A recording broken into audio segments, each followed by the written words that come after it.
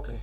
Now we will discuss what are the main objective for which we have framed this new project RUSA and what we want to attain through this RUSA. The पहला सीगा to improve the overall quality of existing state institution by ensuring that all institutions conform to prescribed rule and standard and adopt the accreditation as mandatory quality assurance framework. ਸਭ ਤੋਂ ਪਹਿਲਾਂ ਰੂਸਾ ਇਸ ਲਈ ਲੈ ਕੇ ਆਂਦੀ ਗਈ ਰਮਸਾ ਤੇ ਜਿਹੜਾ ਐਸਐਸਏ ਸੀਗਾ ਉਹਦੇ ਵਿੱਚ ਅਸੀਂ ਦੇਖਿਆ ਕਿ ਰਮਸਾ ਔਰ ਐਸਐਸਏ ਦੇ ਵਿੱਚ ਕੰਮ ਕਰਨ ਤੋਂ ਬਾਅਦ ਇੱਕ ਤਾਂ ਬਿਲਡਿੰਗ ਇਨਫਰਾਸਟ੍ਰਕਚਰ ਜਿਹਨੂੰ ਮਟੀਰੀਅਲ ਇਨਫਰਾਸਟ੍ਰਕਚਰ ਆਖਦੇ ਆ ਔਰ ਇੱਕ ਹਿਊਮਨ ਰਿਸੋਰਸ ਜਿਹੜਾ ਹੈ ਉਸਦੀ ਕੁਆਲਿਟੀ ਬਹੁਤ ਅੱਛੀ ਹੋਈ ਭਾਵ ਕਿ ਸਾਡੇ ਕੋਲ ਸਕੂਲ ਐਜੂਕੇਸ਼ਨ ਜਿਹੜੀ ਹੈ ਉਹਦੇ ਵਿੱਚ ਅਸੀਂ ਕੋਈ ਇਸ ਤਰ੍ਹਾਂ ਦਾ ਐਵੈਲੂਏਸ਼ਨ ਜਾਂ ਐਕ੍ਰੈਡੀਟੇਸ਼ਨ ਜਿਹੜੀ ਬੋਡੀ ਹੈ ਉਹ ਨਹੀਂ ਰੱਖੀ ਜਿਹੜੀ ਅਕ੍ਰੈਡਿਟਡ ਕਰੇ ਜਾਂ ਜਿਹੜੀ ਐਵੈਲੂਏਟ ਕਰੇ ਪਰਫਾਰਮੈਂਸ ਨੂੰ ਪਰ ਨੈਸ਼ਨਲ ਲੈਵਲ ਤੇ ਕਾਲਜਾਂ ਦੀ ਐਵੈਲੂਏਸ਼ਨ ਵਾਸਤੇ ਸਾਡੇ ਕੋਲ ਨੈਕ ਹੈ ਨੈਕ ਇੱਕ ਇਸ ਤਰ੍ਹਾਂ ਦੀ ਏਜੰਸੀ ਹੈ ਜਿਹੜੀ ਹਰ 5 ਸਾਲ ਬਾਅਦ ਇੰਸਟੀਟਿਊਸ਼ਨ ਵਿਜ਼ਿਟ ਕਰਦੀ ਹੈ ਔਰ ਉਹਨਾਂ ਦੇ ਕੁਝ ਨੋਰਮ ਤੇ ਸਟੈਂਡਰਡ ਪੈਰਾਮੀਟਰ ਜਿਹੜੇ ਹੈਗੇ ਆ ਉਹਨਾਂ ਦੇ ਉੱਪਰ ਜਿਹੜਾ ਹੈ ਕਾਲਜ ਦੀ ਪਰਫਾਰਮੈਂਸ ਜਿਹੜੀ ਹੈ ਉਸ ਨੂੰ ਐਵੈਲੂਏਟ ਕਰਕੇ ਰੈਂਕਿੰਗ ਦਿੰਦੀ ਹੈ ਤੇ ਜਿਹੜਾ ਗ੍ਰੇਡ ਹੈ ਉਸ ਗ੍ਰੇਡ ਪੁਆਇੰਟ ਦੇ ਅਕੋਰਡਿੰਗ ਜਿਹੜਾ ਇੰਸਟੀਟਿਊਸ਼ਨ ਹੈ ਉਸ ਨੂੰ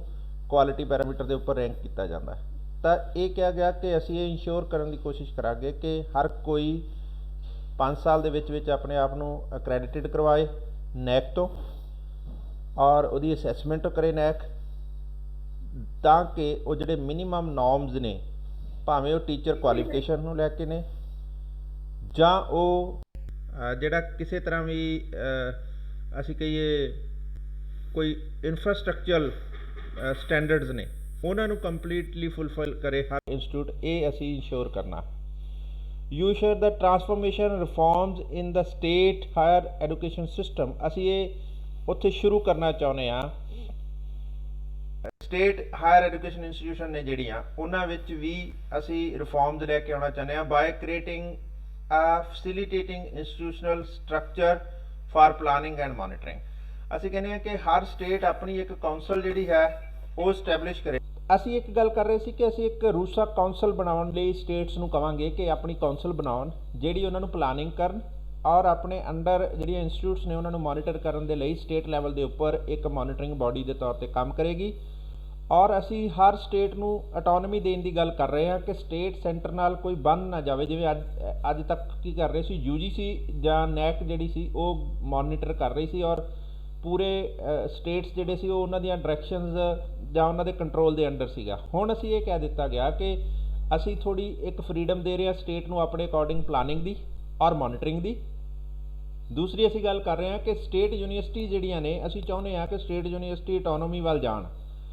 ਆਟੋਨੋਮੀ ਕਹਿਣ ਨੂੰ ਸ਼ਬਦ ਅੱਛਾ ਲੱਗਦਾ ਕਿ ਵੀ ਆਰ ਪ੍ਰਮੋਟਿੰਗ ਆਟੋਨੋਮੀ ਮਤਲਬ we are giving them freedom more freedom ਅਸਲ 'ਚ ਇਹ ਫਰੀਡਮ ਜਿਹੜੀ ਹੈ ਇਹ ਇਸ ਢੰਗ ਨਾਲ ਗਵਰਨਮੈਂਟ ਕਰਨਾ ਚਾਹੁੰਦੀ ਹੈ ਕਿ ਗਵਰਨਮੈਂਟ ਕਹਿੰਦੀ ਹੈ ਕਿ state university should generate their own financial resources maximum ਜਿਹੜੇ ਹੈਗੇ ਆ ਕੋਰਸਿਸ ਉਹਨਾਂ ਨੂੰ ਸੈਲਫ ਫਾਈਨਾਂਸ 'ਚ ਲੈ ਕੇ ਆਉਣੇ ਚਾਹੀਦੇ ਆ ਜਿਹਦੇ ਥਰੂ ਆਪਣੇ ਰਿਸੋਰਸਿਸ ਜਾਂ ਪੈਸਾ ਕਮਾ ਸਕਣ ਤਾਂ ਇਹਦਾ ਮਤਲਬ ਹੈ ਇਹ ਇੱਕ ਤਰ੍ਹਾਂ ਨਾਲ ਉਸ ਤਰ੍ਹਾਂ ਦੀ ਪ੍ਰਮੋਸ਼ਨ ਦੀ ਗੱਲ ਕਰ ਰਹੇ ਆ ਜਾਂ ਉਹ ਕਹਿੰਦੇ ਆ ਕਿ ਆਪਣੇ ਰਿਸਰਚ ਪ੍ਰੋਜੈਕਟਸ ਇੰਨੇ ਕੋਈ ਪੇਟੈਂਟ ਕਰਾਓ ਜਿਹੜੇ ਤੁਹਾਨੂੰ ਆਪਣੀ ਰਾਇਲਟੀ ਇਨਕਮ ਇੰਨੀ ਹੋ ਜਾਵੇ ਕਿ ਤੁਸੀਂ ਸਟੇਟ ਦੇ ਫੰਡ ਤੇ ਡਿਪੈਂਡ ਨਾ ਕਰੋ ਉਸ ਤੋਂ ਬਾਅਦ ਅਗਲੀ ਕਹਿੰਦੇ ਆ ਕਿ ਗਵਰਨੈਂਸ ਜਿਹੜੀ ਹੈ ਇੰਸਟੀਟਿਊਸ਼ਨ ਦੀ ਉਹਨਾਂ ਨੂੰ ਬੈਟਰ ਕਰਨ ਦੇ ਲਈ ਅਸੀਂ ਇਹ ਰੂਸਾ ਜਿਹੜਾ ਹੈ ਇਸ ਨੂੰ ਲੈ ਕੇ ਆਏ ਹਾਂ ਫਿਰ ਅਗਲੀ ਗੱਲ ਕਹਿੰਦੇ ਆ insure the academic and examination reforms ਅਸੀਂ ਚਾਹੁੰਦੇ ਹਾਂ ਕਿ ਨਵੇਂ ਸਿਸਟਮ ਜਿਹੜੇ ਹੈ ਲੈ ਕੇ ਆਈਏ ਜਿਹਦੇ ਵਿੱਚ ਅਸੀਂ ਚੋਇਸ ਬੇਸਡ ਕਰਿਕੂਲਮ ਦੀ ਗੱਲ ਕੀਤੀ ਸੀਗੀ ਕਿ ਅਸੀਂ ਬੱਚਿਆਂ ਨੂੰ ਮੈਕਸਿਮਮ ਫਰੀਡਮ ਦਈਏ ਕਿ ਉਹਨਾਂ ਕੋਲ ਇਲੈਕਟਿਵ ਸਬਜੈਕਟ ਦੀ ਚੋਇਸ ਇੰਨੀ ਜ਼ਿਆਦਾ ਹੋਵੇ ਕਿ ਆਪਣੇ ਟੇਸਟ ਦੇ ਅਕੋਰਡਿੰਗ ਆਪਣੀ ਪ੍ਰੈਫਰੈਂਸਿਸ ਦੇ ਅਕੋਰਡਿੰਗ ਆਪਣੇ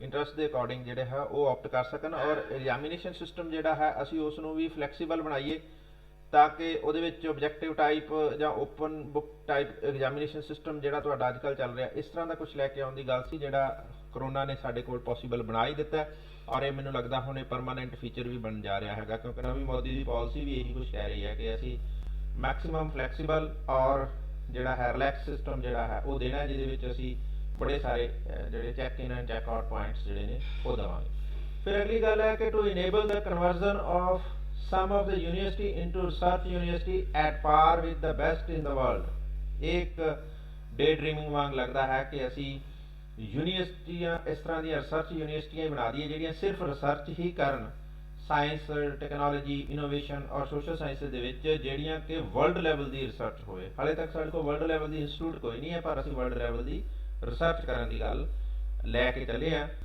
ਅਗਲੀ ਗੱਲ ਅਸੀਂ ਕਹਿੰਦੇ ਹਾਂ to create opportunities for states to undertake reforms. ਅਸੀਂ ਇਹ ਵੀ ਕਹਿੰਦੇ ਹਾਂ ਕਿ ਸਟੇਟ ਆਪਣੇ ਲੈਵਲ ਦੇ ਉੱਪਰ ਵੀ ਕੁਝ ਰਿਫਾਰਮਸ ਕਰਨ ਜਿਹੜੇ ਕਿ ਐਫੀਲੀਏਸ਼ਨ ਸਿਸਟਮ ਦੇ ਵਿੱਚ ਹੋਣ, ਜਿਹਦੇ ਵਾਸਤੇ ਰਿਫਾਰਮ ਜਿਹੜੇ ਹੈਗੇ ਆ ਉਹਨਾਂ ਵਾਸਤੇ ਜੇਕਰ ਰਿਸੋਰਸਿਸ ਚਾਹੀਦੇ ਐਫੀਲੀਏਟਡ ਕਾਲਜਸ ਨੂੰ, ਉਹ ਐਡਿਕੁਏਟਲੀ ਰਿਸੋਰਸਿਸ ਦੇ ਸਕਣ। ਔਰ ਇਹਨਾਂ ਨੇ ਇਹ ਵੀ ਪ੍ਰਮੋਟ ਕਰਨ ਦੀ ਗੱਲ ਕੀਤੀ ਕਿ ਜਿਹੜੇ ਕਾਲਜਸ ਨੇ ਮੈਕਸਿਮਮ ਕਾਲਜਸ ਉਹ ਵੀ ਐਕਸਲੈਂਸ ਇੰਸਟੀਚਿਊਟ ਵੱਲ ਟਰਾਂਸਫਾਰਮ ਹੋ ਜਾਣ, ਜਾਂ ਉਹ ਵੀ ਸ਼ਿਫਟ ਕਰ ਜਾਣ, ਜਾਂ ਫਿਰ ਉਹ ਆਟੋਨੋਮਸ ਇੰਸਟੀਟਿਊਸ਼ਨ ਦੇ ਤੌਰ ਤੇ ਆਪਣੇ ਆਪ ਨੂੰ ਅਮਰਜ ਕਰ ਲੈਣ। ਅਸੀਂ ਚਾਹੁੰਦੇ ਹਾਂ ਕਿ ਮਲਟੀ ਡਿਸਪਲਿਨਰੀ ਕਾਲਜਸ ਹੋਣ, ਆਪਣੇ ਫੰਡ ਆਪ ਜਨਰੇਟ ਕਰਨ, ਇਸ ਤਰ੍ਹਾਂ ਦੇ ਕੋਰਸਿਸ ਲੈ ਕੇ ਆਉਣ ਜਿਹੜੇ ਕੋਰਸਿਸ ਉਹਨਾਂ ਨੂੰ ਕਾਫੀ ਸਾਰਾ ਫਾਈਨੈਂਸ਼ੀਅਲ ਜਿਹੜਾ ਹੈ ਇਨਕਮ ਜਿਹੜੀ ਹੈ ਜਨਰੇਟ ਕਰਕੇ ਦੇਣ। ਨੈਕਸਟ ਉਹ ਗੱਲ ਕਰਦੇ ਆ adequate availability of quality faculty. ਅਸੀਂ ਇਹ ਵੀ ਚਾਹੁੰਦੇ ਹਾਂ ਕਿ ਮੈਕਸਿਮਮ ਟੈਲੈਂਟ ਜਿਹੜਾ ਹੈ ਉਹ ਟੀਚਿੰਗ ਦੇ ਵਿੱਚ ਆਵੇ, ਹਾਇਰ ਐਜੂਕੇਸ਼ਨ ਦੇ ਵਿੱਚ ਉਸ ਨੂੰ ਰਿਟੇਨ ਕਰਕੇ ਅਸੀਂ ਰੱਖੀਏ, ਭਾਵੇਂ ਕਿ ਪੰਜਾਬ। ਉਹ ਅੱਗੇ ਗੱਲ ਕਰਦੇ ਆ ਕਿ quality building at the level of employment. ਅਸੀਂ ਚਾਹੁੰਦੇ ਹਾਂ ਕਿ ਕੁਆਲਿਟੀ ਇੱਧਰ ਆਵੇਗੀ ਕਿਵੇਂ? ਜੇ ਤੁਸੀਂ ਪੇ ਕਰੋਗੇ, ਤਾਂ ਜਦੋਂ ਤੁਸੀਂ ਟੈਂਪਰੇਰੀ ਟੀਚਰ ਰੱਖੋਗੇ ਫਿਰ ਕੁਆਲਿਟੀ ਨਹੀਂ ਆਏਗੀ।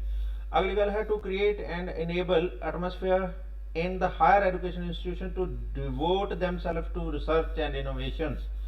ਅਸੀਂ ਚਾਹੁੰਦੇ ਹਾਂ ਕਿ ਅਸੀਂ ਇਸ ਤਰ੍ਹਾਂ ਦਾ ਹਾਇਰ ਐਜੂਕੇਸ਼ਨ ਇੰਸਟੀਟਿਊਸ਼ਨ ਦੇ ਵਿੱਚ এনवायरमेंट ਕ੍ਰੀਏਟ ਕਰ ਦਈਏ ਜਿਹੜਾ ਉਹਨਾਂ ਨੂੰ ਆਪਣੇ ਆਪ ਨੂੰ ਰਿਸਰਚ ਤੇ ਇਨੋਵੇਸ਼ਨ ਵੱਲ ਲੈ ਜਾਵੇ, ਔਰ ਅਸੀਂ ਆਉਣ ਵਾਲੇ ਟਾਈਮ 'ਚ ਮੇਕ ਇਨ ਇੰਡੀਆ ਜਿਹੜਾ ਹੈ ਉਹ ਅਚੀਵ ਕਰ ਸਕੀਏ। ਇਸ ਤਰ੍ਹਾਂ ਦੇ ਏਮ ਦੇ ਨਾਲ ਅਸੀਂ ਚੱਲ ਰਹੇ ਹਾਂ।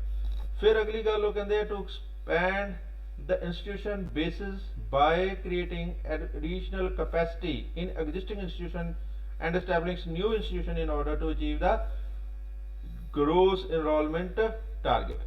ਅਸੀਂ ਕਹਿੰਦੇ ਆ ਕਿ ਇੱਕ ਤਾਂ ਅਸੀਂ ਇੰਸਟੀਟਿਊਸ਼ਨਲ ਬੇਸ ਨੂੰ ਐਕਸਪੈਂਡ ਕਰਨਾ ਚਾਹੁੰਦੇ ਹਾਂ। ਇੱਕ ਗੱਲ ਉਹ ਇਹ ਕਰ ਰਹੇ ਆ ਕਿ ਇਹਦੇ ਵਿੱਚ ਅਸੀਂ ਵੱਧ ਤੋਂ ਵੱਧ ਐਗਜ਼ਿਸਟਿੰਗ ਇੰਸਟੀਟਿਊਸ਼ਨ ਜਿਹੜੀਆਂ ਨੇ ਉਹਨਾਂ ਦੀ ਕਪੈਸਿਟੀ ਬਿਲਡਿੰਗ ਕਰੀਏ। ਔਰ ਕਪੈਸਿਟੀ ਬਿਲਡਿੰਗ ਇਸ ਤਰ੍ਹਾਂ ਹੋਏਗੀ ਕਿ ਅਸੀਂ ਮੂਕਸ ਦੇ ਥਰੂ ਜਿਹੜੇ ਸੈਲਫ ਲਰਨਿੰਗ ਮੋਡਿਊਲ ਹੈਗੇ ਆ, ਮੂਕਸ ਇਸ ਤਰ੍ਹਾਂ ਦਾ ਸਿਸਟਮ ਹੈ ਜਿਹਦੇ ਵਿੱਚ ਸਟੂਡੈਂਟ ਜਿਹੜਾ ਹੈ ਉਹ ਟੀਚਰ ਦੇ ਗੂਗਲ ਕਲਾਸਰੂਮ ਨੂੰ ਐਕਸੈਸ ਕਰਦਾ, ਉਸ ਦੇ ਵਿੱਚ ਟੀਚਰ ਨੇ ਕੰਟੈਂਟ ਪਾਇਆ ਹੁੰਦਾ, ਆਪਣਾ ਇੱਕ ਆਨਲਾਈਨ ਵੀਡੀਓ ਲਿੰਕ ਪਾਇਆ ਹੁੰਦਾ, ਕੰਟੈਂਟ ਤੇ ਵੀਡੀਓ ਲਿੰਕ ਨੂੰ ਪੜ੍ਹਦਾ, ਔਰ ਉਹਦੇ ਵਿੱਚ ਵੀਕਲੀ ਇੱਕ ਕੁਇਜ਼ ਅਟੈਂਪਟ ਕਰਨਾ ਹੁੰਦਾ ਹੈ, ਇੱਕ ਅਸਾਈਨਮੈਂਟ ਸਬਮਿਟ ਕਰਨੀ ਹੁੰਦੀ ਹੈ। ਜਦ ਉਹ ਦੋਨੋਂ ਹੀ ਵੀਕਲੀ ਜਿਹੜਾ ਹੈ ਟੀਚਰ ਅਸੈਸ ਕਰ ਦਿੰਦਾ, ਕੁਇਜ਼ ਤਾਂ ਆਟੋਮੈਟਿਕ ਅਸੈਸ ਹੋ ਜਾਂਦੇ ਨੇ, ਤੇ ਜਿਹੜੀ ਅਸਾਈਨਮੈਂਟ ਆ ਉਹਨੂੰ ਅਸੈਸ ਕਰਕੇ ਉਹਦੇ ਮਾਰਕਸ ਲਗਾ ਲੈਂਦਾ। ਔਰ ਇਸ ਤਰ੍ਹਾਂ ਮੰਥਲੀ ਉਹਨਾਂ ਦੀ ਆਪਣੇ ਆਪ ਰੇਟਿੰਗ ਹੁੰਦੀ ਰਹਿੰਦੀ ਹੈ। ਬਹੁਤ ਥੋੜੇ ਲਾਈਵ ਸੈਸ਼ਨਸ ਹੁੰਦੇ ਆ। ਤਾਂ ਇੰਸਟੀਟਿਊਸ਼ਨ ਨੂੰ ਇਹ ਕਿਹਾ ਗਿਆ ਕਿ ਇਸ ਤਰ੍ਹਾਂ ਦੇ ਸਿਸਟਮ ਨਾਲ ਆਓ।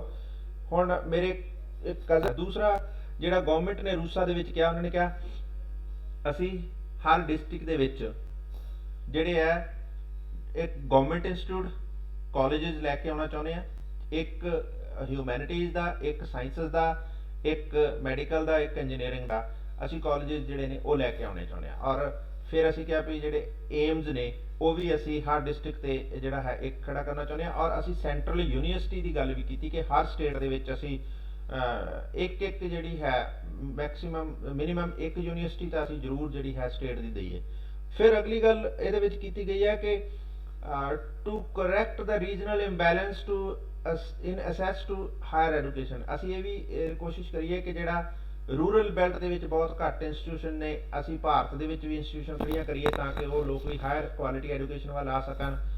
ਅਸੀਂ ਅਰਬਨ ਤੋਂ ਸੈਮੀ ਅਰਬਨ ਏਰੀਆ ਵੱਲ ਨੂੰ ਜਾਈਏ ਤਾਂ ਕਿ ਸਟੂਡੈਂਟ ਉੱਥੇ ਐਡਮਿਸ਼ਨ ਲੈ ਸਕਣ, ਔਰ ਉੱਥੋਂ ਫਿਰ ਰੂਰਲ ਏਰੀਆ 'ਚ ਐਕਸੈਸ ਬੈਟਰ ਕਰੀਏ ਤਾਂ ਕਿ ਰੂਰਲ ਇੰਸਟੀਟਿਊਸ਼ਨ ਜਿਹੜੀਆਂ ਨੇ ਅਨਸਰਵਡ ਤੇ ਅਨਡਿਜ਼ਰਵਡ ਏਰੀਆ ਜਿਹੜੇ ਨੇ, ਜਿੱਥੇ ਹਿਲੀ ਏਰੀਆ ਨੇ, ਜਿੱਥੇ ਰਿਮੋਟ ਏਰੀਆ ਨੇ, ਜਿੱਥੇ ਬਾਰਡਰ ਏਰੀਆ ਨੇ, ਜਿੱਥੇ ਬੈਕਵਰਡ ਏਰੀਆ ਨੇ, ਜਿੱਥੇ ਟ੍ਰਾਈਬਲ ਏਰੀਆ ਨੇ, ਜਿੱਥੇ ਬੈਨੀਫਿਟ ਨਹੀਂ ਹੋਣਾ ਜੇਕਰ ਕੋਈ ਪ੍ਰਾਈਵੇਟ ਇੰਸਟੀਟਿਊਸ਼ਨ ਉੱਥੇ ਖੋਲੇਗੀ, ਪਰ ਉੱਥੇ ਗਵਰਨਮੈਂਟ ਆਪਣੇ ਵੱਲੋਂ ਇੰਸਟੀਟਿਊਟ ਦੇ ਦੇਵੇ ਤਾਂ ਕਿ ਉੱਥੇ ਬੱਚਿਆਂ ਨੂੰ ਕੁਆਲਿਟੀ ਐਜੂਕੇਸ਼ਨ ਜਿਹੜੀ ਹੈ ਉਹ ਇੰਪਾਰਟ ਕੀਤੀ ਜਾ ਸਕੇ। ਔਰ ਇਸ ਦੇ ਲਈ ਰੂਸਾ ਜਿਹੜਾ ਹੈ ਲੈ ਕੇ ਆਉਂਦਾ ਗਿਆ। ਫਿਰ ਅਗਲਾ ਜਿਹੜਾ ਇਹਦੇ ਵਿੱਚ ਰੱਖਿਆ ਗਿਆ ਉਹ ਸੀਗਾ to improve the quality in higher education by providing adequate opportunities to higher education to SC STs and socially and educationally backward classes promote inclusion for women minority and differently abled persons. एक गोल रखा गया रूसा का कि असी एक तो socially backward SC ST और एक असी एजुकेशनली बैकवर्ड क्लासेस जिमें ਅਸੀਂ ਕਹਿੰਦੇ ਬਹੁਤ ਸਾਰੀਆਂ ਟ੍ਰਾਈਬਸ ਨੇ ਜਿਨ੍ਹਾਂ ਦਾ ਫੇਥ ਨਹੀਂ ਹੈ ਐਜੂਕੇਸ਼ਨ ਦੇ ਵਿੱਚ, ਉਹ ਜਾਂ ਬੜੇ ਸਾਰੇ ਇਸ ਤਰ੍ਹਾਂ ਦੇ ਸਾਡੇ ਕੋਲ ਉਹ ਪਾਪੂਲੇਸ਼ਨ ਸਟਾਟਾਸ ਨੇ ਜਿਹੜੇ ਨਹੀਂ ਪੜਾਉਣਾ ਚਾਹੁੰਦੇ ਬੱਚਿਆਂ ਨੂੰ, ਜਾਂ ਉਹਨਾਂ ਦੀ ਜਿਹੜੀ ਆਕੂਪੇਸ਼ਨਲ ਜਿਹੜੀ ਪੈਟਰਨ ਹੈ ਉਹ ਉਹਨਾਂ ਨੂੰ ਅਲਾਉ ਨਹੀਂ ਕਰਦਾ। ਜਿਵੇਂ ਮੈਂ ਕਹਿੰਦਾ ਨਾ ਗੁੱਜਰ ਨੇ ਜਿਹੜੇ ਇਹ ਕੈਟਲ ਰੀਅਰਿੰਗ ਕਰਦੇ ਆ ਪਰ ਉਹ ਗ੍ਰੇਜ਼ਿੰਗ ਦਾ ਕੰਮ ਕਰਦੇ ਆ, ਉਹ ਇੱਕ ਜਗ੍ਹਾ ਤੇ ਬੈਠ ਕੇ ਉਹਨਾਂ ਨੂੰ ਕੈਟਲ ਜਿਹੜੇ ਹੈ ਉਹਨਾਂ ਨੂੰ ਨਹੀਂ ਰੀਅਰ ਕਰਦੇ, ਸਗੋਂ ਉਹ ਗ੍ਰੇਜ਼ਿੰਗ ਕਰਦੇ ਤੁਰਦੇ ਫਿਰਦੇ ਘੁੰਮਦੇ ਰਹਿੰਦੇ ਆ, ਜਿੱਥੇ ਬਾਰਿਸ਼ ਹੁੰਦੀ ਹੈ ਉਸ ਇਲਾਕੇ 'ਚ ਚਲੇ ਜਾਂਦੇ। ਪ੍ਰਮੋਟ ਇਨਕਲੂਜਨ ਵਿਮਨਸ ਜਿਹੜੀਆਂ ਨੇ ਉਹਨਾਂ ਦੀ ਬਹੁਤ ਘੱਟ ਹਿੱਸੇਦਾਰੀ ਹੈ, ਅਸੀਂ ਵਿਮਨਸ ਨੂੰ ਲੈ ਕੇ ਆਉਣਾ ਚਾਹੁੰਦੇ ਹਾਂ, ਅਸੀਂ ਮਿਨੋਰਿਟੀਜ਼ ਨੂੰ ਲੈ ਕੇ ਆਉਣਾ ਚਾਹੁੰਦੇ ਹਾਂ। ਮਿਨੋਰਿਟੀਜ਼ ਦੇ ਵਿੱਚ ਅਸੀਂ ਦੇਖੀਏ ਤਾਂ ਅਸੀਂ ਜ਼ਿਆਦਾਤਰ ਕਹਿੰਦੇ ਹਾਂ ਕਿ ਜੇ ਪਾਰਸੀਆਂ ਨੂੰ ਛੱਡ ਦਈਏ ਬਾਕੀ ਸਾਰੇ ਬਹੁਤ ਘੱਟ ਲਿਟਰੇਟ ਨੇ। ਪਾਰਸੀ ਸਭ 100% ਤੋਂ ਜ਼ਿਆਦਾ ਲਿਟਰੇਟ ਨੇ, ਬਾਕੀ ਸਿੱਖ ਹੋਣ, ਮੁਸਲਿਮਸ ਹੋਣ, ਜੈਨ ਤਾਂ ਹੁਣ ਕਾਫੀ ਪੜ੍ਹ ਗਏ ਆ, ਬੋਧੀ ਹੋਣ, ਇਹ ਬਹੁਤ ਘੱਟ ਪੜ੍ਹੇ ਲਿਖੇ ਹਨ। ਇਹਨਾਂ ਨੂੰ ਅਸੀਂ ਇਹਦੇ ਵਿੱਚ ਲੈ ਕੇ ਆਉਣਾ ਔਰ ਫਿਰ ਅਸੀਂ ਜਿਹੜੇ ਹੈਂਡੀਕੈਪ ਨੇ ਉਹਨਾਂ ਵਾਸਤੇ ਕੁਝ ਕਰਨਾ ਹੈ। ਫਿਰ ਅਗਲੀ ਗੱਲ ਹੈ ਕਿ ਰੂਸਾ ਇੱਕ ਟਾਰਗੇਟ ਲੈ ਕੇ ਚੱਲਦਾ ਹੈ ਕਿ 32% by the end of 13 plan, ਜਦੋਂ 2022 ਖਤਮ ਹੋਵੇ ਤਾਂ ਅਸੀਂ ਚਾਹੁੰਦੇ ਹਾਂ ਕਿ ਜਿਹੜੀਆਂ ਸਟੇਟ ਯੂਨੀਵਰਸਿਟੀਜ਼ ਜਾਂ ਕਾਲਜਿਸ ਨੇ ਉਹਨਾਂ 'ਚ 32% ਇਨਰੋਲਮੈਂਟ ਹੋਰ ਐਡਮਿਸ਼ਨ ਲੈ ਕੇ ਆਈਏ। ਜਿੰਨੀ ਐਗਜ਼ਿਸਟਿੰਗ ਐਡਮਿਸ਼ਨ ਹੈ ਉਹਦਾ 1/3 ਹੋਰ ਕਰਨ ਦੀ ਕੋਸ਼ਿਸ਼ ਕਰੀਏ, ਜਿਹੜਾ ਕਿ ਗਵਰਨਮੈਂਟ ਦਾ ਟਾਰਗੇਟ ਹੈ। ਪੰਜਾਬ ਨੂੰ ਛੱਡ ਕੇ ਬਾਕੀ ਜਗ੍ਹਾ ਤਾਂ ਸ਼ਾਇਦ ਅਚੀਵ ਹੋ ਜਾਵੇ। ਪੰਜਾਬ ਦੀ ਸਮੱਸਿਆ ਸਾਡੀ ਕੀ ਹੋ ਗਈ ਹੈ ਕਿ ਪੰਜਾਬ ਦੇ ਵਿੱਚ ਬੱਚਾ ਹੀ ਨਹੀਂ ਸਾਡੇ ਕੋਲ ਰਿਹਾ। ਸਾਡਾ ਬੱਚਾ +2 ਤੋਂ ਬਾਅਦ ਯੂਰਪ ਦਾ ਵੀਜ਼ਾ ਲਵਾ ਕੇ ਨਿਕਲਣਾ ਸ਼ੁਰੂ ਹੋ ਗਿਆ, ਤਾਂ ਸਾਡੀ ਸਮੱਸਿਆ ਅਲੱਗ ਤਰ੍ਹਾਂ ਦੀ ਹੋ ਗਈ ਹੈ। ਅਦਰਵਾਈਜ਼ ਬਾਕੀ ਜਗ੍ਹਾ ਤੇ ਸ਼ਾਇਦ ਇਹ ਪੋਸੀਬਲ ਹੋ ਜਾਵੇ। ਫਿਰ ਅਸੀਂ ਕੁਆਲਿਟੀ ਇੰਪਰੂਵਮੈਂਟ ਦੀ ਗੱਲ ਕਰ ਰਹੇ ਹਾਂ, ਫਿਰ ਕਪੈਸਿਟੀ ਬਿਲਡਿੰਗ ਦੀ ਗੱਲ ਕਰ ਰਹੇ ਹਾਂ। ਫਿਰ ਅਸੀਂ ਇੱਕ ਗੱਲ ਹੋਰ ਇਹਦੇ ਵਿੱਚ ਕੀਤੀ ਹੈ ਕਿ ਅਸੀਂ ਡਾਇਨਾਮਿਕ ਬਣਾਈਏ, ਮਤਲਬ ਇੰਸਟੀਟਿਊਸ਼ਨ ਚੇਂਜ ਹੁੰਦੀਆਂ ਰਹਿਣ, ਆਪਣੇ ਕੋਰਸਿਸ ਨੂੰ ਡਿਵੈਲਪ ਕਰਦੀਆਂ ਰਹਿਣ ਜਾਂ ਨਵੇਂ ਕੋਰਸਿਸ ਲੈ ਕੇ ਆਉਂਦੀਆਂ ਰਹਿਣ, ਜਿਸ ਤਰ੍ਹਾਂ ਦੀ ਡਿਮਾਂਡ ਸੋਸਾਇਟੀ ਦੀ ਬਣੇ, ਇਕੋਨਮੀ ਦੀ ਬਣੇ, ਇੰਡਸਟਰੀ ਦੀ ਬਣੇ, ਜਾਂ ਜਿਹੜੀ ਹੈ ਕਿਸੇ ਪਰਟੀਕੂਲਰ ਰੀਜਨ ਦੀ ਹੋਵੇ। ਜੇ ਕੋਈ ਰੀਜਨ, ਜਿਵੇਂ ਅਸੀਂ ਕਹਿੰਦੇ ਹਾਂ ਪੰਜਾਬ ਦੇ ਵਿੱਚ ਇਕੋਨਮੀ ਜਿਹੜੀ ਐਗਰੀਕਲਚਰ ਇਕੋਨਮੀ ਕਲੈਪਸ ਹੋ ਰਹੀ ਹੈ, ਤੇ ਅਸੀਂ ਹੁਣ ਨਵੇਂ ਇਕਨੋਮਿਕ ਸਟਾਈਲ ਵੱਲ ਜਾ ਰਹੇ ਹਾਂ ਜਿਹਦੇ ਵਿੱਚ ਅਸੀਂ ਫੂਡ ਪ੍ਰੋਸੈਸਿੰਗ ਇੰਡਸਟਰੀ ਨੂੰ ਪ੍ਰਮੋਟ ਕਰਨਾ ਹੈ, ਤਾਂ ਆਉਣ ਵਾਲੇ ਟਾਈਮ 'ਚ ਅਸੀਂ ਉਸ ਤਰ੍ਹਾਂ ਦੇ ਕੋਰਸਿਸ ਲੈ ਕੇ ਆ ਸਕੀਏ। ਇਸ ਵਾਸਤੇ ਕੰਮ ਕਰਨਾ ਹੈ। ਦੂਸਰਾ, ਡਿਮਾਂਡ ਡਰਿਵਨ ਇੰਡਸਟਰੀ ਕੀ ਮੰਗਦੀ ਹੈ, ਸਮਾਜ ਨੂੰ ਕਿਸ ਤਰ੍ਹਾਂ ਦੇ ਲੋਕਾਂ ਦੀ ਜ਼ਰੂਰਤ ਹੈ, ਕੀ ਸਾਨੂੰ 1,25,000 ਟੀਚਰ ਹਰ ਸਾਲ ਬਣਾਉਣਾ ਚਾਹੀਦਾ ਜਦੋਂ ਕਿ ਸਾਡੇ ਕੋਲ ਰਿਕਰੂਟਮੈਂਟ ਸਿਰਫ 5,000 ਦੀ ਪੋਸੀਬਿਲਿਟੀ ਹੈ, ਤਾਂ ਫਿਰ ਅਸੀਂ 1,25 ਕਿਉਂ ਬਣਾ ਰਹੇ ਹਾਂ। ਅੱਛਾ, ਫੂਡ ਪ੍ਰੋਸੈਸਿੰਗ ਇੰਡਸਟਰੀ ਸਾਨੂੰ ਲੱਖਾਂ ਲੋਕ ਚਾਹੀਦੇ ਆ, ਕੀ ਅਸੀਂ ਉਹ ਕਰ ਪਾ ਰਹੇ ਹਾਂ? ਨਹੀਂ ਕਰ ਪਾ ਰਹੇ। ਅਗਲੀ ਗੱਲ ਹੈ ਕਿ ਸਾਨੂੰ ਟੂਰਿਜ਼ਮ ਨੂੰ ਇੰਡਸਟਰੀ ਦੇ ਤੌਰ 'ਤੇ ਇਮਰਜ ਕਰਾਉਣਾ ਹੈ, ਤਾਂ ਕੀ ਅਸੀਂ ਟੂਰਿਜ਼ਮ ਲਈ ਆਪਣੇ ਹੌਸਪਿਟੈਲਿਟੀ ਲਈ, ਟੂਰਿਸਟ ਗਾਈਡ ਲਈ ਜਾਂ ਕੋਈ ਇਸ ਤਰ੍ਹਾਂ ਦਾ ਕੋਈ ਕੋਰਸਿਸ ਲੈ ਕੇ ਆ ਰਹੇ ਹਾਂ ਜਿਹੜੇ ਟੂਰਿਜ਼ਮ ਨੂੰ ਹੋਰ ਬੈਟਰ ਕਰ ਸਕਣ। ਫਿਰ ਅਸੀਂ ਕੁਆਲਿਟੀ ਕੌਨਸ਼ੀਅਸਨੈਸ ਦੀ ਗੱਲ ਕਰਦੇ ਹਾਂ, ਅਸੀਂ ਕੁਆਲਿਟੀ ਇੰਪਰੂਵ ਕਰਨ ਦੀ ਗੱਲ ਕੀਤੀ ਹੈ, ਔਰ ਐਫੀਸ਼ੀਐਂਸੀ ਐਂਡ ਫਾਰਵਰਡ ਲੁਕਿੰਗ।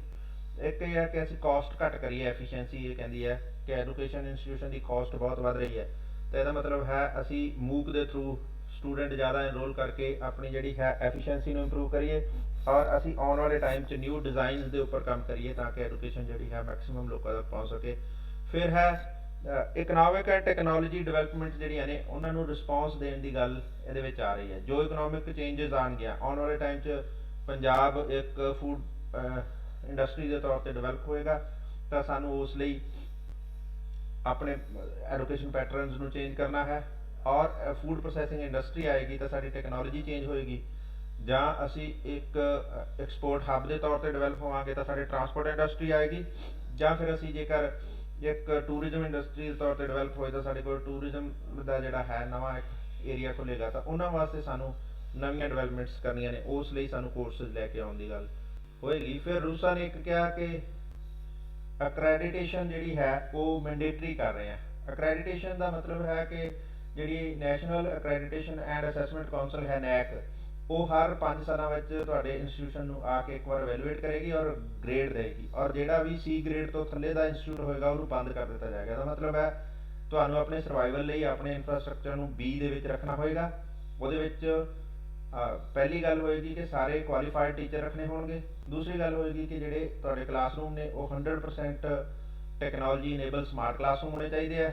ਔਰ ਤੁਹਾਡਾ ਕੈਂਪਸ ਵਾਈਫਾਈ ਹੋਣਾ ਚਾਹੀਦਾ, ਤੁਹਾਡੀ ਲਾਇਬ੍ਰੇਰੀ ਆਟੋਮੇਸ਼ਨ 'ਚ ਹੋਣੀ ਚਾਹੀਦੀ ਹੈ ਅਤੇ ਆਨਲਾਈਨ ਅਵੇਲੇਬਲ ਹੋਣੀ ਚਾਹੀਦੀ ਹੈ, ਅਤੇ ਤੁਹਾਡਾ ਜਿਹੜਾ ਹੈ ਲਰਨਿੰਗ ਮੈਨੇਜਮੈਂਟ ਸਿਸਟਮ ਉਹ ਜਿਹੜਾ ਹੈ ਟੈਕਨੋਲੋਜੀ ਓਰੀਐਂਟਡ ਹੋਣਾ ਚਾਹੀਦਾ ਹੈ। ਇਸ ਤਰ੍ਹਾਂ ਦੇ ਸਿਸਟਮ ਨਾਲ ਹੋਵੋਗੇ ਤਾਂ ਤੁਹਾਡੀ ਅਕ੍ਰੈਡੀਟੇਸ਼ਨ ਦੇ ਵਿੱਚ ਜਿਹੜਾ ਹੈ B ਪੁਆਇੰਟ ਹੋਏਗਾ, ਔਰ ਰਿਸਰਚ ਤੁਹਾਡੇ ਡਿਪਾਰਟਮੈਂਟਸ 'ਚ ਮੈਕਸਿਮਮ ਹੋਣੀ ਚਾਹੀਦੀ ਹੈ। ਫਿਰ ਅੱਗੇ reforms in the state of hire education system through institutional structure. ਅਸੀਂ ਕਹਿੰਦੇ ਹਾਂ ਕਿ ਕੀ ਲੈ ਕੇ ਆਈਏ, ਇੱਕ ਅਸੀਂ ਆਪਣੀ ਕਾਉਂਸਲ ਲੈ ਕੇ ਆਈਏ ਸਟੇਟ ਲੈਵਲ 'ਤੇ, ਜਿਹੜੀ ਪਲਾਨਿੰਗ ਐਂਡ ਮੋਨੀਟਰਿੰਗ ਕਾਉਂਸਲ ਹੋਵੇ। ਆਟੋਨੋਮਸ ਸਟੇਟ ਯੂਨੀਵਰਸਿਟੀਜ਼ ਨਵੀਆਂ ਲੈ ਕੇ ਆਈਏ, ਮੈਕਸਿਮਮ ਕਾਲਜਿਜ਼ ਨੂੰ ਜਿਹੜਾ ਹੈ ਅਸੀਂ ਆਟੋਨੋਮੀ ਦਈਏ, ਅਸੀਂ ਗਵਰਨੈਂਸ ਇੰਪਰੂਵ ਕਰੀਏ, ਅਸੀਂ ਰਿਫਾਰਮਸ ਲੈ ਕੇ ਆਈਏ। ਤਾਂ ਇਹਨਾਂ ਆਬਜੈਕਟਿਵ ਦੇ ਨਾਲ ਅਸੀਂ ਜਿਹੜਾ ਹੈ ਅਚੀਵ ਕਰਨਾ ਹੈ। ਫਿਰ ਅਗਲੀ ਗੱਲ ਜਿਹੜੀ ਅਸੀਂ ਕਹਿੰਦੇ ਹਾਂ ਅਪਰੋਚ ਕੀ ਹੋਏ, ਅਪਰੋਚ ਇਹ ਹੋਏਗੀ ਕਿ ਸਟੇਟ ਜਿਹੜਾ ਹੈ ਰੂਸਾ ਦੇ ਵਿੱਚ ਵਿਲਿੰਗਲੀ ਪਾਰਟੀਸਪੇਟ ਕਰੇਗਾ। ਸਟੇਟ ਇੰਸਟੀਟਿਊਸ਼ਨ ਜਿਹੜੀਆਂ ਨੇ ਉਹ ਆਪਣੇ ਆਪ ਨੂੰ ਇਸ ਰੂਸਾ ਦੇ ਪੈਰੀਮੀਟਰ ਦੇ ਉੱਪਰ ਡਿਵੈਲਪ ਕਰਨਗੀਆਂ। ਸਟੇਟ ਜਿਹੜਾ ਹੈ ਆਪਣਾ ਐਨੂਅਲ ਪਲਾਨ ਬਣਾਏਗਾ, ਸਟੇਟ ਜਿਹੜਾ ਹੈ ਐਗਰੀਮੈਂਟ ਕਰੇਗਾ ਰੂਸਾ ਮਿਸ਼ਨ ਦੇ ਨਾਲ, ਔਰ ਫਿਰ ਉਸ ਦਾ ਜਿਹੜਾ ਪਲਾਨ ਹੋਏਗਾ ਐਨੂਅਲ ਉਸ ਨੂੰ ਮੋਨੀਟਰ ਕੀਤਾ ਜਾਏਗਾ, ਉਹਨੂੰ ਅਵੈਲੂਏਟ ਕੀਤਾ ਜਾਏਗਾ। ਅਵੈਲੂਏਟ ਕਰਨ ਤੋਂ ਬਾਅਦ ਜਿਹੜੇ ਹੈਗੇ ਆ ਫੰਡਸ ਜਿਹੜੇ ਨੇ ਸਟੇਟ ਨੂੰ ਰੂਸਾ ਦੇਏਗਾ, ਔਰ ਉਹ ਫੰਡ ਜਿਹੜੇ ਨੇ ਉਹਨਾਂ ਦੀ ਯੂਟੀਲਾਈਜੇਸ਼ਨ ਤੋਂ ਬਾਅਦ ਫੰਡ ਦੀ ਜਿਹੜੀ ਹੈ ਰਿਪੋਰਟ ਯੂਟੀਲਾਈਜੇਸ਼ਨ ਦੀ, ਉਹ ਇਸ ਅਗਲੀ ਗ੍ਰਾਂਟ ਉਸ ਚੀਜ਼ 'ਤੇ ਬੇਸ ਕਰੇਗੀ ਕਿ ਉਸਨੇ ਆਪਣੇ ਫੰਡ ਕਿਵੇਂ ਯੂਜ਼ ਕੀਤੇ। ਆਪਾਂ ਇਸ ਨੂੰ ਸਮਝ ਲੈਂਦੇ ਹਾਂ। ਰੂਸਾ ਜਿਹੜੇ ਫੰਡ ਪ੍ਰੋਵਾਈਡ ਕਰੇਗੀ central ministry of human resource development ਵੱਲੋਂ ਡਾਇਰੈਕਟਲੀ ਮਿਲਣਗੇ, ਜਿਹੜੇ ਸਟੇਟ ਨੂੰ ਮਿਲਣਗੇ ਔਰ ਯੂਟੀ ਗਵਰਨਮੈਂਟਸ ਨੂੰ ਮਿਲਣਗੇ, ਔਰ ਆਪਣੇ ਅਕੋਰਡਿੰਗ ਆਪਣੀਆਂ ਇੰਸਟੀਟਿਊਸ਼ਨ ਨੂੰ ਸਟੇਟ ਜਿਹੜਾ ਹੈ ਉਹ ਬਜਟ ਅੱਗੇ ਦੇ ਸਕੇਗਾ। ਫੰਡ ਜਿਹੜੇ ਨੇ ਸਟੇਟ ਨੂੰ ਆਉਣਗੇ ਉਹ criterion of appraisal of the state plan. State ਆਪਣਾ ਇੱਕ ਐਨੂਅਲ ਪਲਾਨ ਲੈ ਕੇ ਆਏਗਾ ਕਿ ਅਸੀਂ ਕਿਸ ਤਰ੍ਹਾਂ ਦੀ ਇੰਸਟੀਟਿਊਸ਼ਨ, ਕਿਸ ਤਰ੍ਹਾਂ ਦੇ ਨਵੇਂ ਕੋਰਸਸ ਜਿਹੜੇ ਹੈਗੇ ਹਾਇਰ ਐਜੂਕੇਸ਼ਨ 'ਚ ਲੈ ਕੇ ਆ ਰਹੇ ਹਾਂ। ਉਹ ਪਲਾਨ ਜਦੋਂ ਸੈਂਟਰ ਗਵਰਨਮੈਂਟ ਨੂੰ ਸਬਮਿਟ ਕਰੇਗਾ, ਜੇ ਤਾਂ ਸੈਂਟਰ ਗਵਰਨਮੈਂਟ ਦੀ ਰੂਸਾ ਏਜੰਸੀ ਇਹ ਕਹੇਗੀ ਕਿ ਇਹ ਪਲਾਨ ਉਹਨਾਂ ਦੇ ਡਾਇਰੈਕਸ਼ਨ, ਉਹਨਾਂ ਦੇ ਗੋਲ, ਉਹਨਾਂ ਦੇ ਆਬਜੈਕਟਿਵ ਨਾਲ ਮੈਚ ਕਰਦੇ ਨੇ, ਤਾਂ ਉਹਨਾਂ ਨੂੰ 60% ਫੰਡ ਜਿਹੜਾ ਹੈ ਸੈਂਟਰ ਗਵਰਨਮੈਂਟ ਉਦੋਂ ਦੇਏਗੀ ਜਦੋਂ 35% ਸਟੇਟ ਗਵਰਨਮੈਂਟ ਆਪਣੇ ਵੱਲੋਂ ਬਜਟ ਸਬਮਿਟ ਕਰ ਦੇਗੀ ਉਸ ਪ੍ਰੋਜੈਕਟ ਜਾਂ ਪਲਾਨ ਦਾ, ਤੇ ਇਸ ਤਰ੍ਹਾਂ ਨਾਲ ਸਾਡੇ ਕੋਲ ਫੰਡ ਆਉਣਗੇ। ਪਰ ਇੱਕ ਗੱਲ ਹੋਰ ਉਹਨਾਂ ਨੇ ਕੀ ਹੈ, ਜਿਹੜੀਆਂ ਈਸਟਰਨ ਸਿੱਕਮ ਹੈ, ਜੰਮੂ ਹੈ, ਕਸ਼ਮੀਰ ਹੈ, ਉੱਤਰਾਖੰਡ, ਜਿਹੜੀਆਂ ਹਿਲੀ ਸਟੇਟਸ ਨੇ, ਉਹਨਾਂ ਵਿੱਚ ਅਸੀਂ ਇਹ ਕਿਹਾ ਹੈਗਾ ਕਿ ਇਹ ਮੈਚਿੰਗ ਗ੍ਰਾਂਟ ਸਿਰਫ 10% ਹੀ ਦੇਣੀ ਪਏਗੀ। ਆਮ ਜਨਰਲ ਸਟੇਟਸ ਜਿਹੜੀਆਂ ਨੇ, ਜਿਹੜੀਆਂ ਸੈਂਟਰਲ ਇੰਡੀਆ ਹੈ, ਉਹ 35% ਸ਼ੇਅਰ ਦੇਣਗੀਆਂ, ਪਰ ਜਿਹੜੀਆਂ ਹਿਲੀ ਸਟੇਟਸ ਨੇ ਉਹਨਾਂ ਵਿੱਚ ਸਿਰਫ 10% ਜਿਹੜਾ ਹੈ ਉਹਨਾਂ ਨੂੰ ਸ਼ੇਅਰ ਕਰਨਾ ਹੈ, 90% ਜਿਹੜੀ ਹੈ ਸੈਂਟਰ ਗਵਰਨਮੈਂਟ ਦੇਏਗੀ। ਔਰ ਇਹ 12 ਪਲਾਨ ਦੇ ਵਿੱਚ ਵੀ ਇਸ ਤਰ੍ਹਾਂ ਰਹੇਗਾ, 13 ਪਲਾਨ ਦੇ ਵਿੱਚ ਵੀ ਇਸ ਤਰ੍ਹਾਂ ਰਹੇਗਾ। ਫਿਰ ਅਗਲੀ ਗੱਲ ਹੈ ਕਿ ਫਸਟ ਫੇਜ਼ ਦੇ ਵਿੱਚ 80 ਯੂਨੀਵਰਸਿਟੀਜ਼ ਪੂਰੇ ਇੰਡੀਆ ਦੇ ਵਿੱਚ ਨਵੀਆਂ ਲੈ ਕੇ ਆਉਣ ਦੀ ਗੱਲ ਹੋ ਰਹੀ ਸੀ, ਜਿਹੜੀਆਂ ਸੈਂਟਰਲ ਯੂਨੀਵਰਸਿਟੀ ਹੋਣਗੀਆਂ, ਔਰ ਹਰ ਸਟੇਟ ਨੂੰ ਮਿਨੀਮਮ ਇੱਕ ਯੂਨੀਵਰਸਿਟੀ ਦਿੱਤੀ ਜਾਏਗੀ। ਜਿਹੜੀਆਂ ਵੱਡੀਆਂ ਸਟੇਟਸ ਨੇ ਉੱਥੇ 2-3 ਯੂਨੀਵਰਸਿਟੀਆਂ ਵੀ ਦਿੱਤੀਆਂ ਜਾ ਸਕਦੀਆਂ। ਔਰ ਇੱਕ ਹੋਰ ਇਹਦੇ ਵਿੱਚ ਕਿਹਾ ਗਿਆ ਕਿ ਅਸੀਂ ਆਟੋਨੋਮਸ ਕਾਲਜਿਸ ਜਿਹੜੇ ਨੇ ਉਹਨਾਂ ਨੂੰ ਡਿਵੈਲਪ ਕਰਾਂਗੇ, ਔਰ ਯੂਨੀਵਰਸਿਟੀ ਇਸ ਤਰ੍ਹਾਂ ਵੀ ਡਿਵੈਲਪ ਕੀਤੀ ਜਾਏਗੀ। ਹੁਣ ਅਸੀਂ ਇੱਕ ਗੱਲ ਹੋਰ ਕਹਿਣੀ ਸ਼ੁਰੂ ਕੀਤੀ ਹੈ ਕਿ ਅਗਲੇ ਟਾਈਮ ਦੇ ਵਿੱਚ, ਆਉਣ ਵਾਲੇ ਫਿਊਚਰ ਦੇ ਵਿੱਚ ਯੂਨੀਵਰਸਿਟੀ ਦਾ ਇੱਕੋ ਹੀ ਮਤਲਬ ਸਿੰਗਲ ਕੈਂਪਸ ਹੋਣਾ ਜ਼ਰੂਰੀ ਨਹੀਂ ਹੈ। ਅਸੀਂ ਕੀ ਕਰਾਂਗੇ ਕਿ ਮੰਨ ਲਓ ਤੁਹਾਡਾ ਇੱਕ ਬਹੁਤ ਅੱਛਾ ਸਾਇੰਸ ਦਾ ਕਾਲਜ ਹੈ ਤੁਹਾਡਾ, ਅਸੀਂ ਉਹਨੂੰ ਆਟੋਨੋਮਸ ਸਟੇਟਸ ਦੇ ਦਿਆਂਗੇ। ਉਹ ਕਾਲਜ ਹੁਸ਼ਿਆਰਪੁਰ 'ਚ ਹੈ, ਅਸੀਂ ਉਸ ਨੂੰ ਯੂਨੀਵਰਸਿਟੀ ਦਾ ਸਾਇੰਸ ਡਿਪਾਰਟਮੈਂਟ ਮੰਨ ਲਿਆ। ਇੱਕ ਕੋਈ ਤੁਹਾਡਾ ਕਾਲਜ ਜਿਹੜਾ ਹੈ ਹਿਊਮੈਨਿਟੀਜ਼ ਦਾ ਜਲੰਧਰ 'ਚ ਹੈ, ਅਸੀਂ ਉਸ ਨੂੰ ਹਿਊਮੈਨਿਟੀਜ਼ ਦਾ ਉਸ ਯੂਨੀਵਰਸਿਟੀ ਦਾ ਵਿੰਗ ਮੰਨ ਲਿਆ। ਕੋਈ ਤੁਹਾਡਾ ਜਿਹੜਾ ਹੈ ਸਪੋਰਟਸ ਦਾ ਕਾਲਜ, ਬਹੁਤ ਅੱਛਾ ਕਾਲਜ ਲੁਧਿਆਣੇ 'ਚ ਹੈ, ਤਾਂ ਯੂਨੀਵਰਸਿਟੀ ਐਵੇਂ ਦੀ ਵੀ ਹੋਏਗੀ ਆਉਣ ਵਾਲੇ ਟਾਈਮ 'ਚ। ਇਹਦਾ ਮਤਲਬ ਹੈ ਇੱਕ ਡਿਸਟ੍ਰਿਕਟ ਦੇ ਵਿੱਚ ਜੇਕਰ ਅਲੱਗ-ਅਲੱਗ ਏਰੀਆ ਦੇ ਵਿੱਚ ਕੋਈ ਕਾਲਜ ਬਹੁਤ ਐਕਸਲੈਂਸ ਨਾਲ ਕੰਮ ਕਰ ਰਹੇ ਆ, ਇੱਕ ਕਿਸੇ ਪਾਰਟਿਕੂਲਰ ਏਰੀਆ 'ਚ, ਮੰਨ ਲਓ ਕੋਈ ਸਪੋਰਟਸ 'ਚ ਅੱਛਾ ਕਰ ਰਿਹਾ, ਕੋਈ ਐਗਰੀਕਲਚਰ 'ਚ ਅੱਛਾ ਕਰ ਰਿਹਾ, ਕੋਈ ਹੋਮ ਸਾਇੰਸ 'ਚ ਅੱਛਾ ਕਰ ਰਿਹਾ, ਕੋਈ ਤੁਹਾਡਾ ਜਿਹੜਾ ਕਮਰਸ ਦਾ ਅੱਛਾ ਕਾਲਜ ਹੈ, ਕੋਈ ਤੁਹਾਡਾ ਹਿਊਮੈਨਿਟੀਜ਼ ਦਾ ਅੱਛਾ ਕਾਲਜ ਹੈ, ਕੋਈ ਤੁਹਾਡਾ ਸਾਇੰਸਿਸ ਦਾ ਅੱਛਾ ਕਾਲਜ ਹੈ, ਤਾਂ ਉਹ ਸਾਰੇ 5 ਕਾਲਜਸ ਡਿਫਰੈਂਟ ਪਲੇਸਿਸ ਤੇ ਹੁੰਦਿਆਂ ਹੋਇਆਂ ਵੀ ਇੱਕ ਯੂਨੀਵਰਸਿਟੀ ਦੇ ਡਿਪਾਰਟਮੈਂਟਸ ਹੋਇਆ ਕਰਨਗੇ। ਤੁਹਾਨੂੰ ਗੱਲ ਸਮਝ ਆਈ? ਸਭ ਬ੍ਰਾਂਚਿੰਗ ਸਿਸਟਮ ਹੋ ਸਕਦਾ। ਹਾਂ, ਬ੍ਰਾਂਚਿਸ ਸਿਸਟਮ ਹੈ। ਅੱਜ ਅਸੀਂ ਯੂਨੀਵਰਸਿਟੀ ਦੇਖਦੇ ਹਾਂ, ਜਿਵੇਂ ਤੁਸੀਂ ਐਗਰੀਕਲਚਰ ਯੂਨੀਵਰਸਿਟੀ ਜਾਓ, ਇੱਕ ਹੀ 150 ਏਕੜ ਦੇ ਵਿੱਚ ਇੱਕੋ ਹੀ ਜਗ੍ਹਾ ਤੇ ਸਾਰੇ ਡਿਪਾਰਟਮੈਂਟਸ ਨੇ। ਹੁਣ ਉਹ ਕਹਿੰਦੇ ਇਸ ਤਰ੍ਹਾਂ ਜ਼ਰੂਰੀ ਨਹੀਂ ਹੈ ਕਿ ਅਸੀਂ ਨਵੀਆਂ ਯੂਨੀਵਰਸਿਟੀਆਂ ਬਣਾਈਏ, ਨਾ ਯੂਨੀਵਰਸਿਟੀਆਂ ਨਹੀਂ ਨਵੀਆਂ ਬਣਾਉਣੀਆਂ। ਅਸੀਂ ਕੀ ਕਰਾਂਗੇ, ਜਿਹੜਾ ਕੋਈ ਡਿਪਾਰਟਮੈਂਟ ਅੱਛਾ ਕੰਮ ਕਰ ਰਿਹਾ ਕਾਲਜ ਹੈ, ਅਸੀਂ ਉਸ ਨੂੰ ਹੀ ਯੂਨੀਵਰਸਿਟੀ ਦਾ ਡਿਪਾਰਟਮੈਂਟ ਮੰਨ ਲਾਂਗੇ। ਉਹਦੇ ਵਿੱਚੋਂ ਬਾਕੀ ਦੇ ਡਿਪਾਰਟਮੈਂਟ ਹਟਾ ਦਿੱਤੇ ਜਾਣਗੇ। ਉਹ ਕਾਲਜ ਨੂੰ ਸਾਇੰਸ ਬਲਾਕ ਮੰਨ ਲਿਆ ਜਾਏਗਾ, ਕਿਸੇ ਕਾਲਜ ਨੂੰ ਸਪੋਰਟਸ ਬਲਾਕ ਮੰਨ ਲਿਆ ਜਾਏਗਾ, ਕਿਸੇ ਨੂੰ। ਤਾਂ ਯੂਨੀਵਰਸਿਟੀ ਇੱਕ ਜਗ੍ਹਾ ਤੇ ਨਾ ਹੋ ਕੇ ਮੰਨ ਲਓ 40 ਕਿਲੋਮੀਟਰ ਦੂਰੀ ਤੇ 5 ਜਗ੍ਹਾ ਦੇ ਉੱਪਰ ਹੈ, ਔਰ ਉਹ ਡਿਪਾਰਟਮੈਂਟਸ ਇੱਕ ਯੂਨੀਵਰਸਿਟੀ ਦੇ ਤੌਰ ਤੇ ਐਕਟ ਕਰਨਗੇ। ਇਸ ਤਰ੍ਹਾਂ ਦੇ ਵੀ ਯੂਨੀਵਰਸਿਟੀਜ਼ ਜਿਹੜੀਆਂ ਨੇ ਉਹ ਅਸੀਂ ਬਣਾਉਣ ਦੀ ਗੱਲ ਕਰ ਰਹੇ ਹਾਂ। ਫਿਰ ਅਸੀਂ ਕਿਹਾ ਵੀ 100 ਕਾਲਜ ਸਰ ਐਵੇਂ ਦੀ ਕੋਈ ਹੈ ਤਾਂ ਨਹੀਂ ਵੈਸੇ, ਹਨਾ? ਨਹੀਂ ਹੈਗੀਆਂ ਨੇ। ਪੰਜਾਬ ਐਗਰੀਕਲਚਰ ਯੂਨੀਵਰਸਿਟੀ ਦੇ ਵਿੱਚ ਸਾਡੇ ਕੋਲ ਬੜੇ ਸਾਰੇ ਇਸ ਤਰ੍ਹਾਂ ਦੇ ਕਾਲਜਸ ਨੇ ਯੂਨੀਵਰਸਿਟੀ ਦੇ, ਜਿਹੜੇ ਇੱਕ ਪਾਰਟਿਕੂਲਰ ਟਾਈਪ ਦੀ ਜਿਹੜੀ ਹੈ ਐਜੂਕੇਸ਼ਨ ਪ੍ਰੋਵਾਈਡ ਕਰਦੇ ਆ। ਜਿਵੇਂ ਤੁਸੀਂ ਜਿਹੜਾ ਸੀਡਸ ਦਾ ਇੱਕ ਕਾਲਜ ਹੈ ਉਹ ਪੌਣੀ ਕੋਲ ਜਾ ਕੇ ਹੈ। ਕੋਈ ਮੁਕਤਸਰ ਦੇ ਵਿੱਚ ਇਹਨਾਂ ਦਾ ਐਨੀਮਲ ਹਸਬੈਂਡਰੀ ਦਾ ਹੈ, ਜਿਹਦੇ ਵਿੱਚ ਪਿਗਰੀ ਦਾ ਹੀ ਸਿਰਫ ਡਿਪਲੋਮਾ ਕਰਾਇਆ ਜਾਂਦਾ ਹੈ। ਕਿਤੇ ਜਗ੍ਹਾ ਦੇ ਉੱਪਰ ਹੋਮ ਸਾਇੰਸ ਦਾ ਕਾਲਜ ਹੈ, ਕਿਤੇ ਜਗ੍ਹਾ ਤੇ ਹੋਰ ਹੈ। ਤਾਂ ਇਸ ਤਰ੍ਹਾਂ ਸਪਰੈਡ ਹੋਏ ਹੋਏ ਇੰਸਟੀਟਿਊਸ਼ਨ ਹੈਗੇ ਆ, ਪਰ ਉਹਨਾਂ ਨੂੰ ਡਿਪਾਰਟਮੈਂਟ ਯੂਨੀਵਰਸਿਟੀ ਦੇ ਹੀ ਮੰਨਿਆ ਜਾਂਦਾ। ਪਰ ਅੱਜ ਤੱਕ ਅਸੀਂ ਉਹਨਾਂ ਨੂੰ ਕੰਸਟੀਟਿਊਟ ਕਾਲਜਸ ਆਖਦੇ ਸੀ। ਕੰਸਟੀਟਿਊਟ ਕਾਲਜਸ ਦਾ ਮਤਲਬ ਸੀਗਾ ਕਿ ਉਹ ਉਹਨਾਂ ਦੇ ਅੱਗੋਂ ਐਕਸਟੈਂਡਡ ਪਾਰਟ ਨੇ। ਪਰ ਇੱਕ ਚੀਜ਼ ਉਹਦੇ ਵਿੱਚ ਸੀਗੀ ਕਿ ਉੱਥੇ ਸਾਰੇ ਹੀ ਕੋਰਸ ਆਫਰ ਕਰਦੇ ਸੀ ਉਹ ਕਾਲਜਸ, ਹਰ ਤਰ੍ਹਾਂ ਦੇ। ਹੁਣ ਉਹਨਾਂ ਨੇ ਕਿਹਾ ਨਹੀਂ, ਇੱਕੋ ਹੀ ਸਪੈਸ਼ਲਾਈਜੇਸ਼ਨ ਕਰਵਾ ਦਿੱਤੀ ਜਾਏਗੀ ਇੱਕ ਸਬਜੈਕਟ ਦੀ। ਇੱਕ ਕਾਲਜ ਸਾਇੰਸਸ ਦਾ ਹੀ ਹੋਏਗਾ, ਇੱਕ ਕਾਲਜ ਮੈਡੀਕਲ ਸਾਇੰਸਸ ਦਾ ਹੀ ਹੋਏਗਾ, ਇੱਕ ਕਾਲਜ ਨਾਨ ਮੈਡੀਕਲ ਸਾਇੰਸਸ ਦਾ ਹੀ ਹੋਏਗਾ, ਜਾਂ ਇੱਕ ਕਾਲਜ ਫਿਜ਼ੀਕਲ ਐਜੂਕੇਸ਼ਨ ਦਾ ਹੀ ਹੋਏਗਾ, ਸਪੋਰਟਸ ਦਾ ਹੀ ਹੋਏਗਾ। ਇੱਕ ਕਾਲਜ ਜਿਹੜਾ ਹੈ ਉਹ ਜਿਹੜਾ ਹਿਊਮੈਨਿਟੀਜ਼ ਦਾ ਹੋਏਗਾ, ਕੋਈ ਹੋਮ ਸਾਇੰਸਸ ਦਾ ਹੋਏਗਾ। ਤਾਂ ਇਸ ਤਰ੍ਹਾਂ ਦੇ ਬੜੇ ਸਾਰੇ ਨਵੇਂ ਐਕਸਪੈਰੀਮੈਂਟ ਹੋਣਗੇ।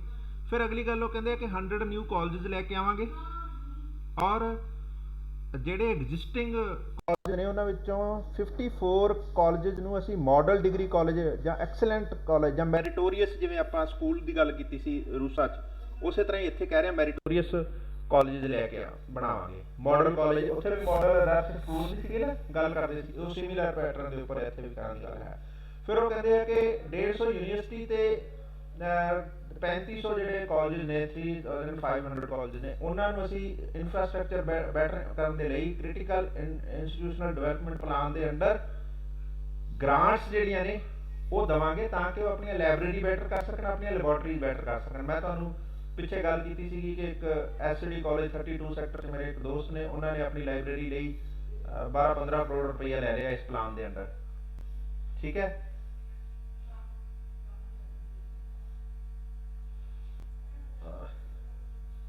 बच्चे ने कोई क्वेश्चन पूछा हैगा कि पंजाब में भी ऐसा आएगा। यस, पंजाब च भी सारा कुछ होएगा।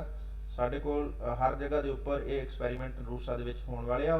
ਜਿਹੜੀ ਨਵੀਂ ਪਾਲਿਸੀ ਸਾਡੀ ਹੁਣ 22 ਜੁਲਾਈ 'ਚ ਇੰਪਲੀਮੈਂਟ ਹੋਣ ਵਾਲੀ ਆ, ਉਸ ਤੋਂ ਬਾਅਦ ਇਹ ਤੁਸੀਂ ਸਾਰਾ ਕੁਝ ਦੇਖੋਗੇ ਜੋ ਇਹਦੇ ਵਿੱਚ ਆਪਾਂ ਡਿਸਕਸ ਕਰ ਰਹੇ ਹਾਂ।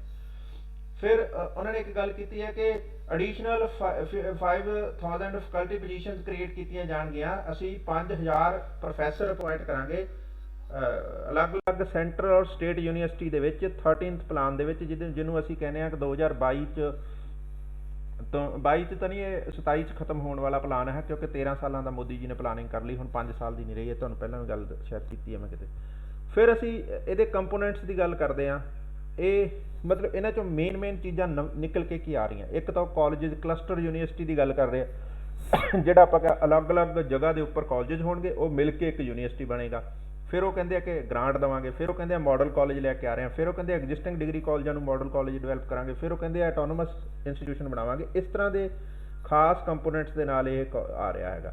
ਫਿਰ ਉਹ ਕਹਿੰਦੇ ਆ ਕਿ ਅਸੀਂ ਪ੍ਰੋਫੈਸ਼ਨਲ ਐਜੂਕੇਸ਼ਨ ਦੀ ਨਵੇਂ ਕਾਲਜ ਲੈ ਕੇ ਆ ਰਹੇ ਹਾਂ। ਫਿਰ ਅਸੀਂ ਕਾਲਜ ਨੂੰ ਸਪੈਸ਼ਲ ਡਿਵੈਲਪ ਹੋਣ ਦੇ ਲਈ ਗ੍ਰਾਂਟ ਦੇਵਾਂਗੇ। ਫਿਰ ਅਸੀਂ ਰਿਸਰਚ ਨੂੰ ਇਨੋਵੇਟਿਵ ਰਿਸਰਚ ਯੂਨੀਵਰਸਿਟੀਜ਼ ਲੈ ਕੇ ਆਉਣ ਦੀ ਗੱਲ ਕਰ ਰਹੇ ਹਾਂ। ਫਿਰ ਅਸੀਂ ਕਹਿੰਦੇ ਹਾਂ ਅਸੀਂ ਜ਼ਿਆਦਾਤਰ ਲੋਕਾਂ ਨੂੰ ਇਕੁਇਟੀ ਲੈ ਕੇ ਆਵਾਂਗੇ, ਜ਼ਿਆਦਾਤਰ ਲੋਕਾਂ ਨੂੰ ਇਹਦੇ 'ਚ ਹਿੱਸਾ ਪਾਵਾਂਗੇ, ਔਰ 5000 ਨਵੇਂ ਟੀਚਰ ਰੱਖਾਂਗੇ। ਤਾਂ ਇਸ ਤਰ੍ਹਾਂ ਨਾਲ ਰੂਸਾ ਜਿਹੜਾ ਹੈ ਡਿਵੈਲਪ ਹੋ ਰਿਹਾ।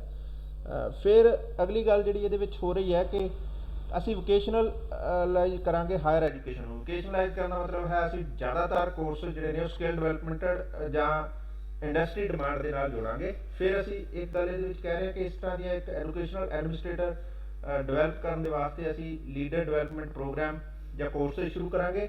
ਫਿਰ ਇੰਸਟੀਟਿਊਸ਼ਨਲ ਰੀਸਟਰਕਚਰਿੰਗ ਤੇ ਰਿਫਾਰਮਸ ਅਸੀਂ ਲੈ ਕੇ ਆਵਾਂਗੇ।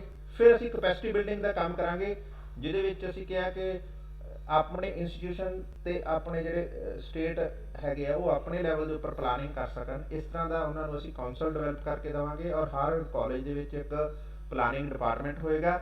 ਜਿਹੜਾ ਆਪਣੇ ਲਈ ਐਨੂਅਲ ਪਲਾਨ ਜਿਹੜਾ ਹੈ ਡਿਵੈਲਪ ਕਰ ਸਕੇ। ਇਸ ਤਰ੍ਹਾਂ ਦੀ ਅਸੀਂ ਇੱਕ ਸੋਚ ਦੇ ਨਾਲ ਚੱਲ ਰਹੇ ਹਾਂ।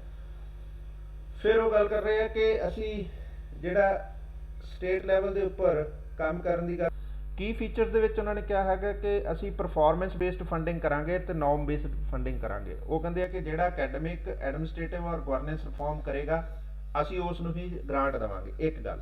ਦੂਸਰੀ ਗੱਲ ਹੈ ਕਿ ਗ੍ਰਾਂਟ ਮਿਨਿਸਟਰੀ ਦੇਗੀ ਸਟੇਟ ਗਵਰਨਮੈਂਟ ਨੂੰ, ਯੂਨੀਵਰਸਿਟੀ ਤੇ ਕਾਲਜਸ ਨੂੰ, ਪਰ ਸਟੇਟ ਗਵਰਨਮੈਂਟ ਰਿਸਪੌਂਸਿਬਲ ਹੋਏਗੀ ਕਿ ਉਹ ਯੂਟਿਲਾਈਜ਼ ਕਿਵੇਂ ਕੀਤਾ ਜਾਂਦਾ ਹੈ।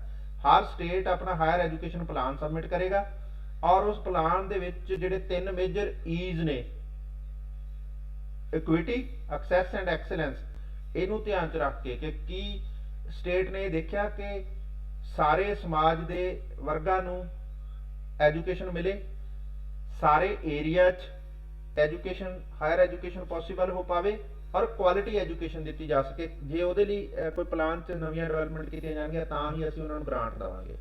ਫਿਰ ਉਹ ਗ੍ਰਾਂਟਸ ਜਿਹੜੀਆਂ ਨੇ ਤੁਸੀਂ ਲੈ ਸਕਦੇ ਹੋ। ਉਹਦੇ ਵਿੱਚ ਜਿਹੜਾ ਪਲਾਨ ਹੈ ਹਰ ਸਾਲ ਇਵੈਲੂਏਟ ਕੀਤਾ ਜਾਏਗਾ। ਇਵੈਲੂਏਟ ਕਰਨ ਤੋਂ ਬਾਅਦ ਅਸੀਂ ਜਿਹੜਾ ਹਾਇਰ ਐਜੂਕੇਸ਼ਨ ਕਾਉਂਸਲ ਹੈ ਉਹ ਇਹ ਇਵੈਲੂਏਸ਼ਨ ਪਲਾਨ ਦੇ ਅਕੋਰਡਿੰਗ ਜਿਹੜਾ ਹੈ ਸਟੇਟਸ ਨੂੰ ਰੈਂਕ ਕਰੇਗੀ ਔਰ ਸਟੇਟ ਐਜੂਕੇਸ਼ਨ ਕੁਆਲਿਟੀ ਇੰਡੈਕਸ ਦੇ ਅਕੋਰਡਿੰਗ ਰੈਂਕ ਕੀਤੇ ਜਾਣਗੇ, ਫਸਟ, ਸੈਕੰਡ, ਥਰਡ, ਫੋਰਥ। ਉਸ ਤੋਂ ਬਾਅਦ ਅਸੀਂ ਗੱਲ ਕਰ ਰਹੇ ਹਾਂ ਕਿ ਰਿਸੋਰਸ ਚੈਨਲਾਈਜ਼ ਕਰਨ ਦੀ ਗੱਲ ਹੈ।